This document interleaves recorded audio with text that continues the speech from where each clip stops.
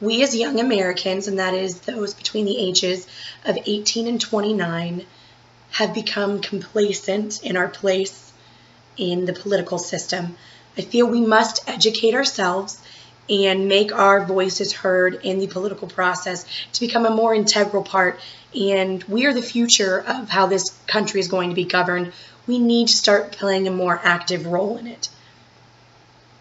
When thinking about this issue, I think the important thing to remember is if the question was posed to you, what if somebody made decisions for the rest of your life that you had no say over?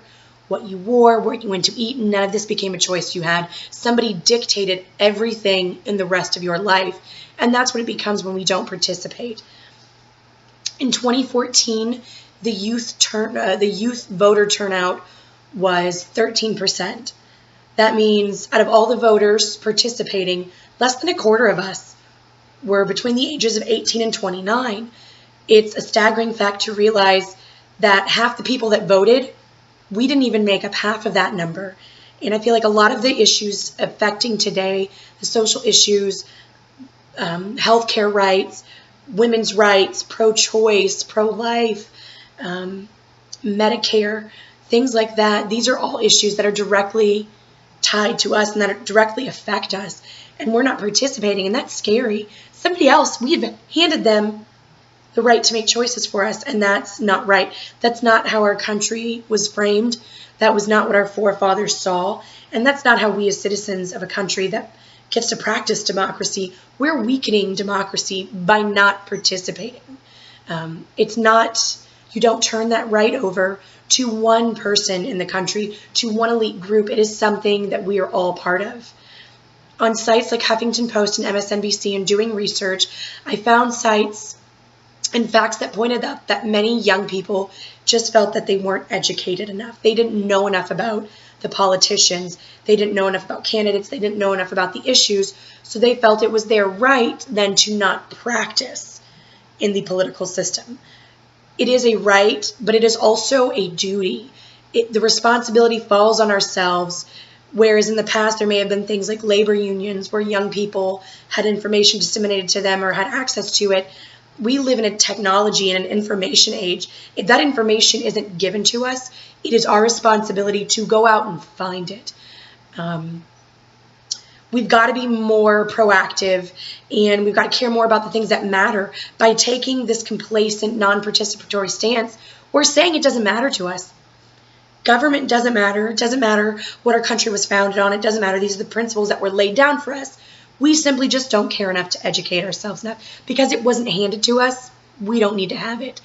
To not take advantage of civil liberties is to allow that other person to make those choices for you. There are sites such as rhrealitycheck.org that really exemplify to the young voter what the reality becomes when you don't participate. Things like access to birth control and abortions become harder without the young voice. Things like civil liberties such as gay marriage that we are directly impacted by, allowing the different voter qualities and eligibilities that have been put forth in recent voter laws. They're targeted at the 18 to 29-year-old age group. They are targeted to hinder nobody else but our group and minorities. And we are tied in with the minority demographic. We've got to make our voice heard so that this doesn't happen to us. We don't just become a group of citizens or a generation that is just led everywhere. They're told what to do. They're told what to think. Generations before us led the way for others, and we need to start taking that responsibility as well. MSNBC said that we're the best educated youth in 20 years. I feel like this is very misleading, where the responsibility to pay for education now does fall more heavily on the student. We have twice the student loan debt facing youth from 20 years ago. It's misleading because, yes, we're seeking that, and now there is more money being put into our education, but there's more money being spent on our education, not because we're seeking it out, but because the dramatic rise in the price of higher education. This is something our voice should be heard in too. If we're not most directly impacted by this, who else in our country is? We are the college age, and to say that we're fine with the way this system works, I don't think that many of us think it's fine to have upwards of $50, $60, $75,000 in debt for student loans.